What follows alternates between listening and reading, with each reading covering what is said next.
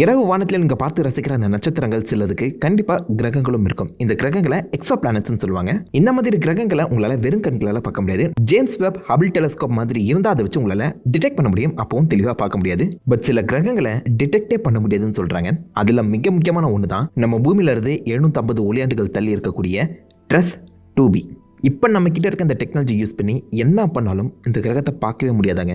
நீங்கள் அந்த கிரகத்துக்கு பக்கத்தில் போனாலும் உங்கள் கண்ணுக்கு அது தெரியாதான்.